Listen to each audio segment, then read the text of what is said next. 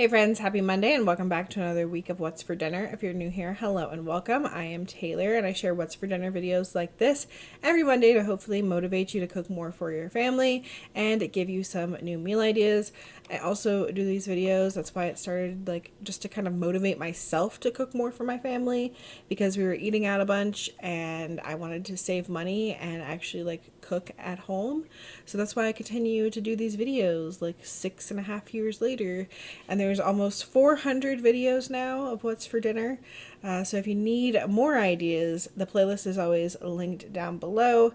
I do tend to make some of the same stuff over and over again, but I also use these videos to motivate me to try new things. I think we did try one or two new things in today's video. So as always, any recipes that I mention are linked down below. Now let's go ahead and get into this week's What's for Dinner.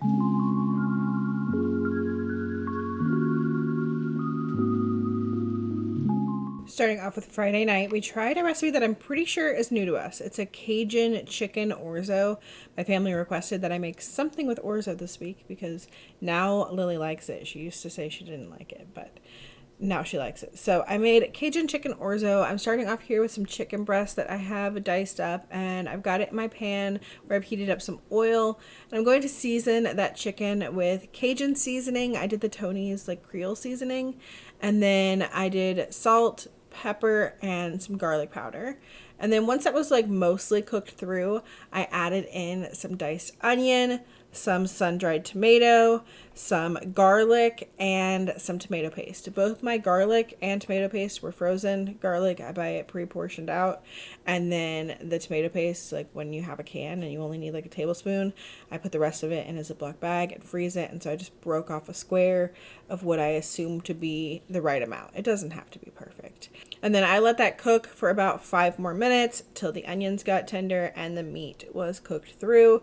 And then I am adding in my orzo, and I cooked that for 30 seconds. Set a minute or so. I was impatient. I just cooked it for 30 seconds. And then I am adding in some chicken broth, and you're going to bring that to a simmer and then cover the pan and let this cook for about 20 minutes, stirring frequently. I did have to end up adding in more water or chicken broth. It said you might have to do that. Just keep an eye on it. Don't let it burn, and cook it until most of the liquid is absorbed and the orzo is done. And then I added in some spinach and some Parmesan cheese and a splash of milk. I think it called for heavy cream, but I didn't feel like buying heavy cream for one recipe, so I just did a splash of milk, and it was excellent. So once the spinach is wilted and the cheese is melted, ready to serve. We all loved this. The only complaint was that it was called Cajun and they didn't think it was spicy enough. So I should have used some more spice. But it was really delicious. I think next time I will double it because there was no leftovers of this.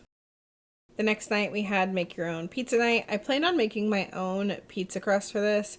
That's what the kids really wanted me to do. But then I don't remember what we were working on this day. And it got late and I hadn't made any crust yet. But luckily I had bought this naan and we made naan pizzas. So everybody got their own. Lily did pepperoni, a little bit of Canadian bacon, mozzarella cheese, and so much sauce on that pizza. And then Elijah did ham and pepperoni on one side, and then the ham and pineapple on the other. And then Andy's was more like Lily's with lots and lots of sauce. He even did extra tomato, and then pepperoni and ham, and then I did pineapple on part of mine. Me and Elijah both did pineapple on half of our pizza because we wanted some Hawaiian pizza, but not the whole thing.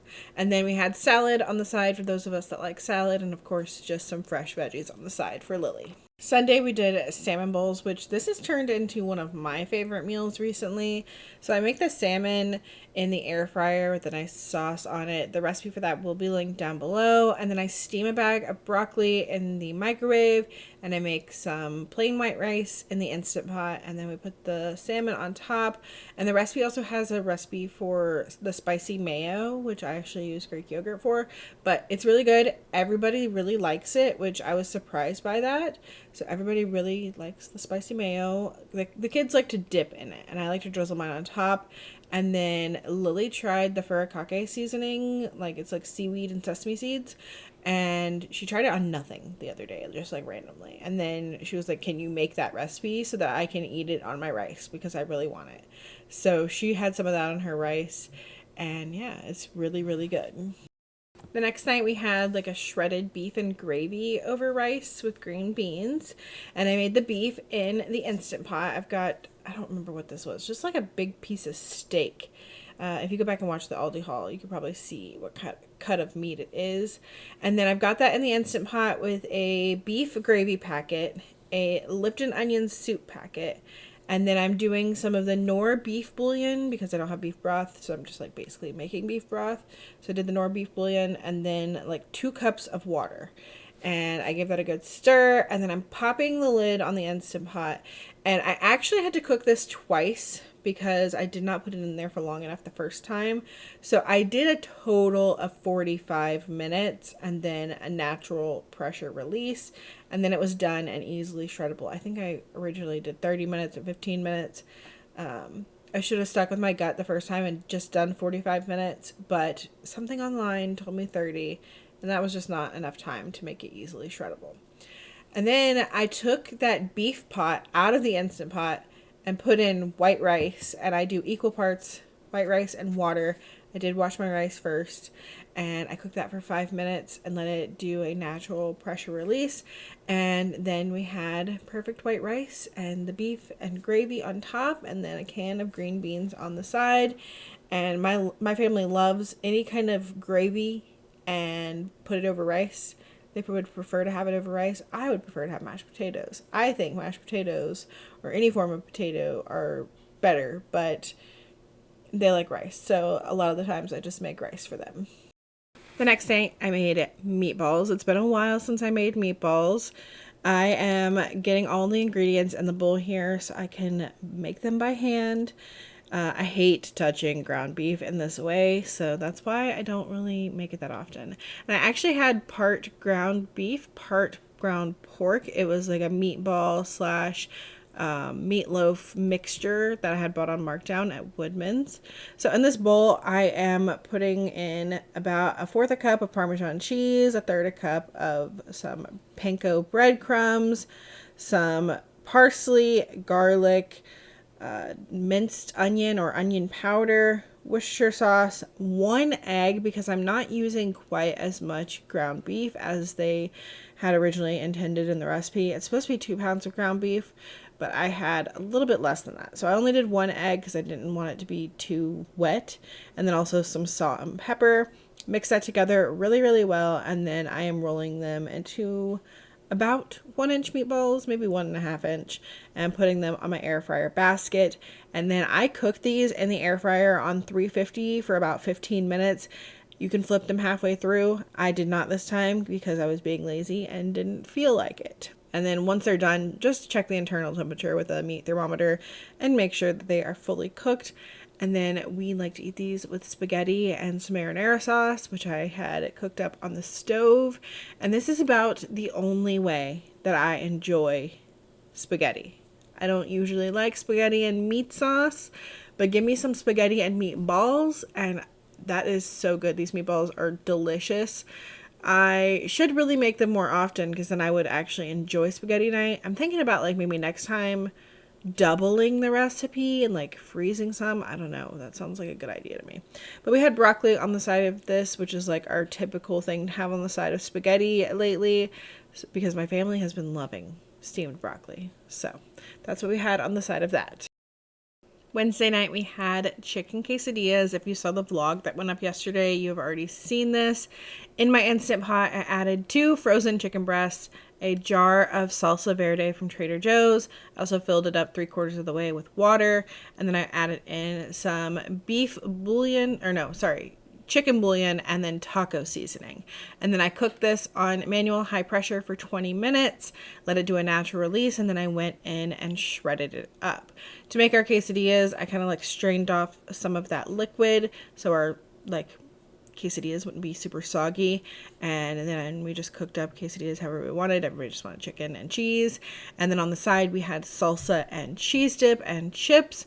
And these were delicious. I always love making quick shredded chicken quesadillas by making the chicken with salsa either in the crock pot all day or in the Instant Pot to make it a little bit faster. And then Thursday, it was a little chilly and I didn't feel like making the meal that was on the meal plan. And I really felt like making some soup. So I used that leftover chicken and like the broth that it was in to make a like chicken noodle soup. Basically, I have heated up a little bit of oil in my pot, and then I am going to toast up some fideo noodles that I bought at Woodman's. And once they are toasted to my liking, I'm going to start adding in the rest of my ingredients. As I said, I added that chicken and broth. I kind of cut it with kitchen shears to make it into like smaller pieces because it was shredded, but I just wanted it a little bit smaller. And then I added in some black beans that I rinsed. I added in some water. I started with 2 cups of water, and then I'm pretty sure I added some more because the fideo was absorbing a lot of the water. I also added in some Knorr chicken bouillon and Knorr tomato bouillon for lots of flavor. And you just want to taste the broth and see how it tastes and add more to your liking. And I let that simmer for probably about 15 minutes over medium heat until the noodles were done and everything was warmed through. And then we just ate this as it was. You could put some cheese on it, or, you know, crunch up some chips. Sometimes the kids like to do that. This made a lot of soup. So then the next day for lunch, Lily actually ate it with a tortilla because it had like the noodles had absorbed a lot of that liquid for the leftovers. So yeah, it was delicious. Very comforting, nice soup on a nice cold day. And now it is time for our weekly shout out to our channel members. So thank you to all 20 of you who have been supporting me and continue to support me in an additional way. It really means a lot to have your support. And if you don't know, you can go down below next to my name or the subscribe button. You should see a join button where you can find out more information about becoming a channel member. For $1.99 a month, you can get channel member status and you get like a little different colored star next to your name based on how long you've been a channel member. You get the emojis on the screen that I made. You get these weekly member shout outs, as well as like some behind the scenes photos and stuff posted on like the community tab, but for members only. And if you don't see that information on the join button down below, log into YouTube via your browser, not in the app, and then you should see it there on my channel page. But that is going to be it for this week's What's for Dinner. I hope that you guys enjoyed it. If you did, make sure you leave me a thumbs up and let me know down below if you plan on making any of these recipes. And make sure you leave me a smiley face emoji down there in the comments as well. Hope you'll have a great week, and I will be back on Wednesday with next week's grocery haul. Bye!